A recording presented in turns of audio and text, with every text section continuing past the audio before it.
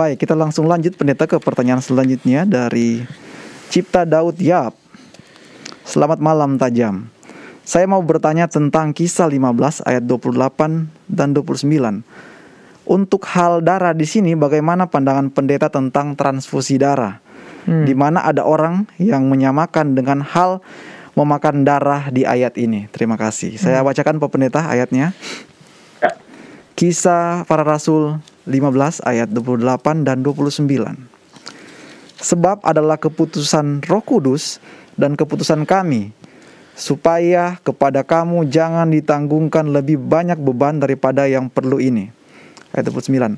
Kamu harus menjauhkan diri dari makanan yang dipersembahkan kepada berhala, dari darah, dari daging binatang yang mati dicekik, dan dari percabulan.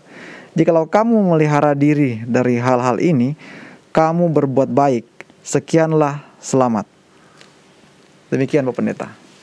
Terima kasih untuk pertanyaan ini, Bapak Cipta Daud Yap.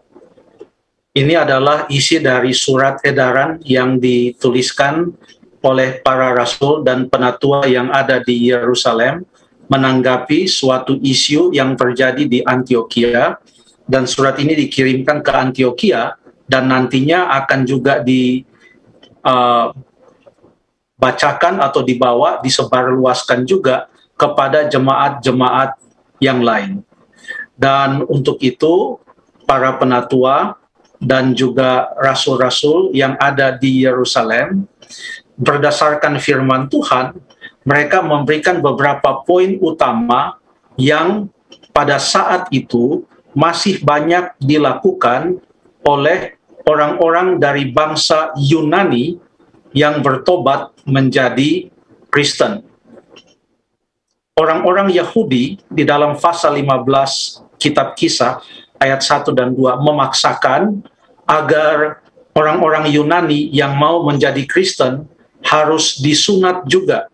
Tetapi para rasul mengatakan tidak perlu, karena memang itu bukan lagi menjadi suatu tanda perjanjian. Tuhan Yesus sudah memperkenalkan suatu tanda, yaitu kematian Tuhan Yesus di atas kayu salib. Barang siapa yang percaya kepadanya dan dibaptiskan, ia akan selamat. Markus 16 ayat yang ke-16. Jadi sunat yang penting di dalam perjanjian baru adalah sunat hati. Namun itu bukan berarti bahwa semua perjanjian lama itu dihapuskan. Semua aturan yang dituliskan dalam Alkitab perjanjian lama itu dihapuskan. Di sini ada 4 hal yang diambil oleh para rasul untuk menekankan kembali kepada orang-orang Kristen, khususnya dari latar belakang orang-orang Yunani yang tadinya adalah penyembah-penyembah berhala. Perhatikan bahwa mereka tidak menuliskan tentang Sabat. Kenapa? Karena Sabat bukan menjadi masalah. Orang Ibrani dan orang Yunani yang telah menjadi Kristen sama-sama berbakti pada hari Sabat. Ada banyak catatan dalam kitab Kisah, makanya Sabat tidak dituliskan. Apalagi yang tidak menjadi masalah di sini? Yang tidak menjadi masalah di sini adalah persepuluhan. Kenapa? Karena semua telah mengembalikan persepuluhan. Tidak juga dituliskan mengenai makanan yang atau binatang yang boleh dimakan, yang halal, atau yang tidak boleh dimakan, yang haram. Tidak juga disebutkan di sini. Mengapa? Karena orang-orang Yunani yang menjadi Kristen, mereka semua telah mengikuti akan hal tersebut. Tapi masih ada hal-hal lain yang di dalam transisi mereka dari percaya kepada berhala-berhala, dari hidup sebagai orang kafir menjadi orang Kristen, masih ada yang mereka bawa dan mereka lakukan. Inilah hal-hal yang ditekankan kembali kepada mereka. Jadi 4 hal ini bukanlah semua yang harus mereka lakukan, dan tidak ada yang lain lagi, tetapi 4 hal ini adalah hal-hal yang belum mereka lakukan. Di antaranya yaitu menjauhkan diri dari makanan yang dipersembahkan kepada berhala, karena terjadi suatu perdebatan di antara banyak orang. Jadi supaya ambil jalan tengah, karena ada yang mengatakan tidak ada itu berhala, makan saja itu makanan yang sudah dipersembahkan. Tapi orang Yunani yang menjadi Kristen, yang dari kegelapan penyembahan berhala, mengatakan tidak. Kalau makan itu makanan yang sudah dipersembahkan kepada berhala, sama saja kamu menyembah berhala. Makanya dikatakan supaya tidak menjadi batu sandungan, janganlah itu dimakan. Yang kedua dikatakan menjauhkan diri dari darah, dan diikuti dengan menjauhkan diri dari daging binatang yang mati dicekik. Pertanyaan Pak Cipta Daud tadi khusus mengenai darah. Apa yang dimaksudkan dengan menjauhkan diri dari darah? Darah apa yang dimaksudkan di sini? Ada petunjuk. Yang dimaksudkan di sini adalah menjauhkan diri dari darah binatang. Kenapa? Karena hal berikutnya yang disebutkan adalah setelah dari darah, dalam ayat 29 yang disebutkan adalah dari daging binatang yang mati dicekik. Apakah kedua hal ini berkait atau terkait satu dengan yang lainnya, yaitu menjauhkan diri dari binatang yang mati dicekik dan menjauhkan diri dari darah? Artinya menjauhkan diri dari memakan daging binatang yang mati dicekik dan menjauhkan diri dari darah. Sekarang kita baca latar belakang perjanjian lama, dari mana instruksi ini diberikan oleh para rasul kepada jemaat-jemaat. Kita baca, kita buka di dalam Imamat pasal yang ke-17, Imamat pasal yang ke-17, ayat yang ke-13 dan 14. Imamat 17 ayat yang ke-13 dan 14. Setiap orang dari orang Israel dan dari orang asing yang tinggal di tengah-tengahmu, yang menangkap dalam perburuan seekor binatang atau burung yang boleh dimakan.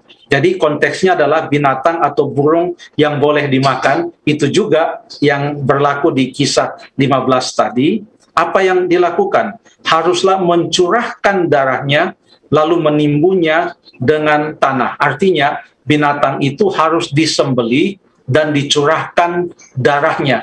Tidak boleh dimatikan dengan cara dicekik lalu dagingnya itu diolah untuk dimakan. Darahnya harus dicurahkan. Ini ada kaitan dengan apa yang diinstruksikan oleh para rasul di dalam Kisah 15 ayat 29, yaitu menjauhkan diri dari binatang yang mati dicekik. Itu ada kaitannya dengan Imamat pasal yang ke-17 ayat yang ke-13. Sekarang kita baca ayat yang ke-14. Karena darah itulah nyawa segala makhluk, sebab itu aku telah berfirman kepada orang Israel, darah makhluk apapun janganlah kamu makan, karena darah itulah nyawa segala makhluk, setiap orang yang memakannya harus dilenyapkan. Pada waktu dikatakan segala makhluk, jangan lupa konteksnya.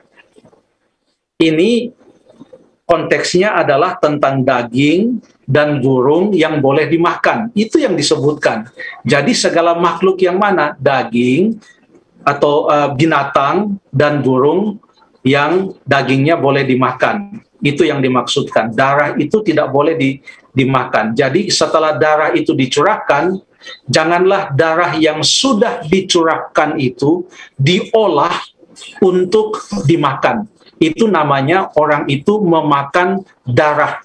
Dan itu beda sama sekali dengan prinsip transfusi darah. Itu beda. Karena dalam hal ini, darah itu sudah dicurahkan dan binatang itu sudah mati, lalu darah yang dicurahkan itu diolah untuk dimakan, dan itu tidak ada kaitannya dengan transfusi. Karena bicara tentang transfusi darah, itu bukan dari darah binatang ditransfusi kepada manusia, atau darah manusia kepada binatang.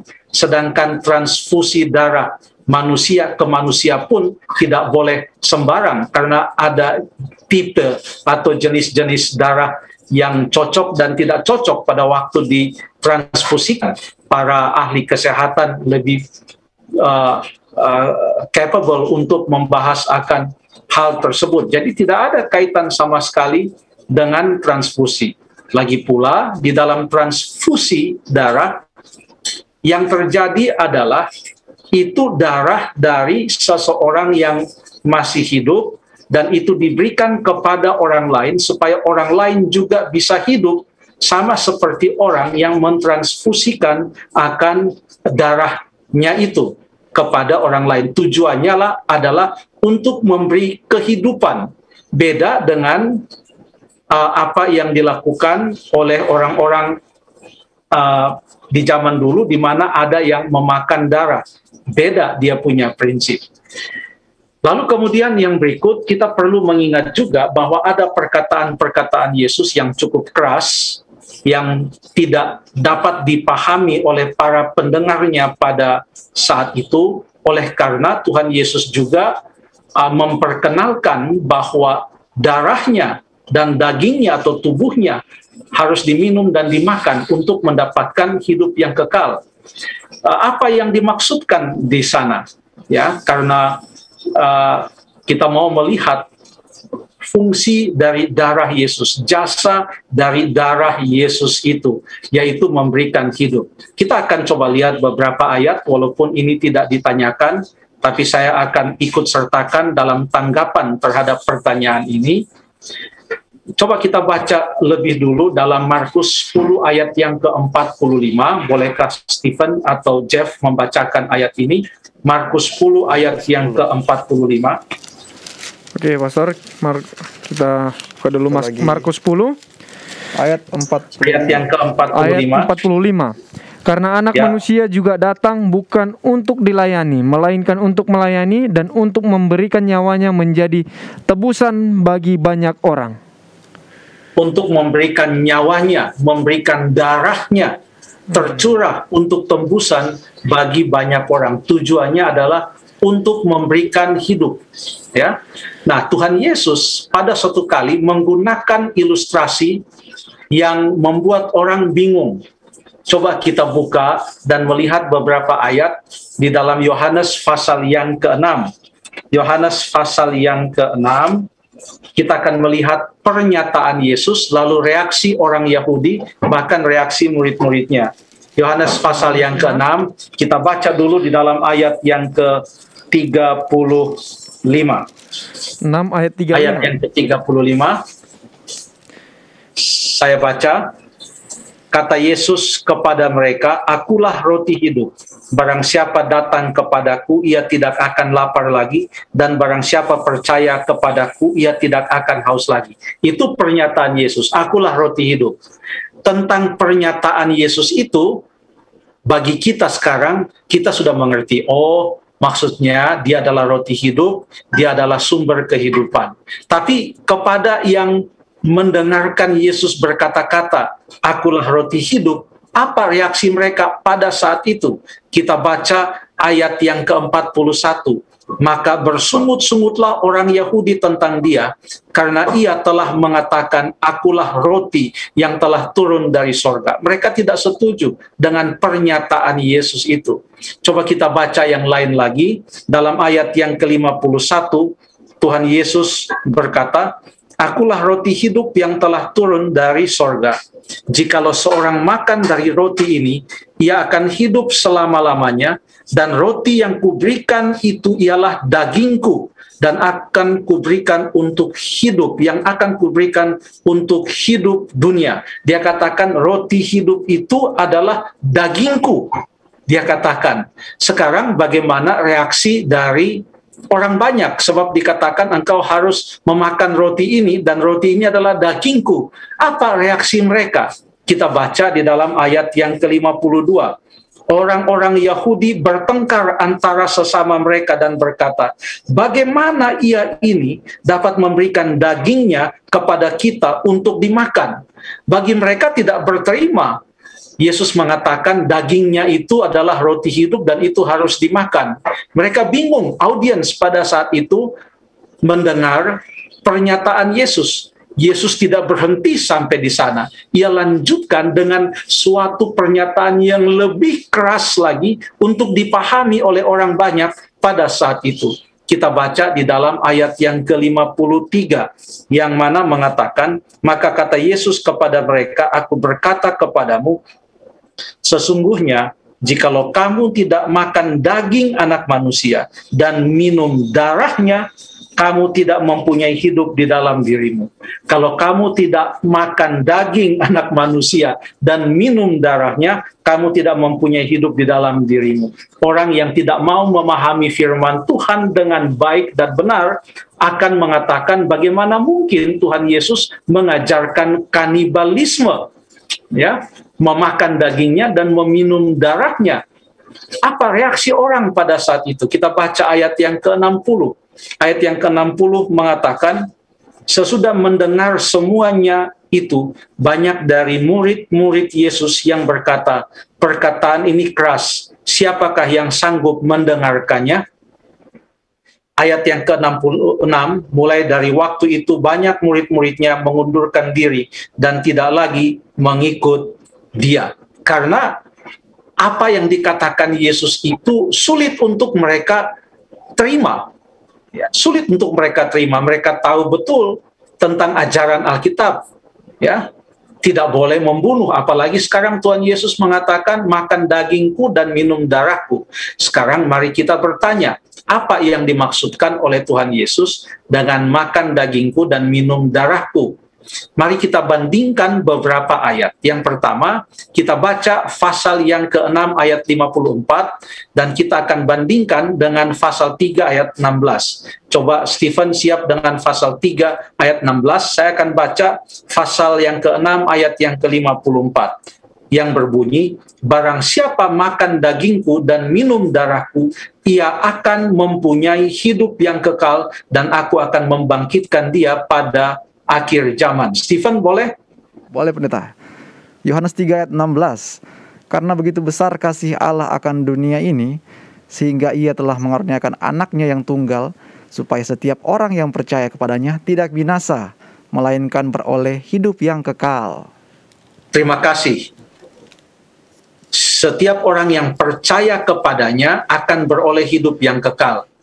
Dalam pasal 6 ayat 54 mengatakan, barang siapa makan dagingku dan minum darahku, ia mempunyai hidup yang kekal. Berarti, makan dagingku dan minum darahku, artinya apa?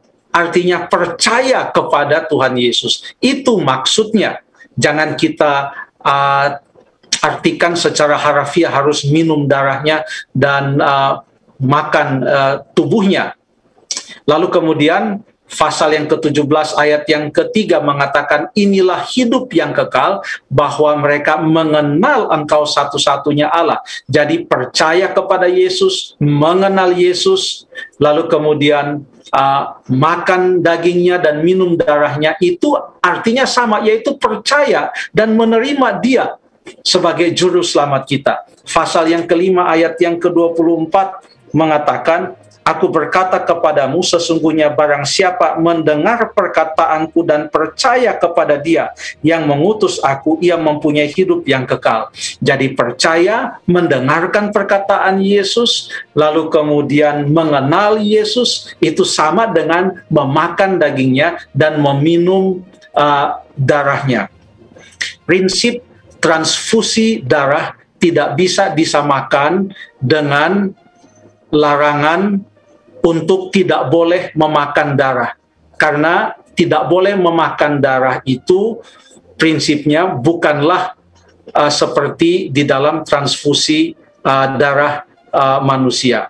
Memakan darah itu dalam konteks kita menghilangkan nyawa dan kita memakan darah tersebut. Makanya diatur darah itu haruslah dicurahkan. Sementara prinsip transfusi darah, yaitu darah atau nyawa, menyelamatkan nyawa, itu adalah hanya merupakan sebuah bentuk mini yang kecil dari pengorbanan Tuhan Yesus yang sungguh luar biasa, di mana oleh darahnya kita mendapatkan keselamatan atau hidup yang kekal. Terima kasih.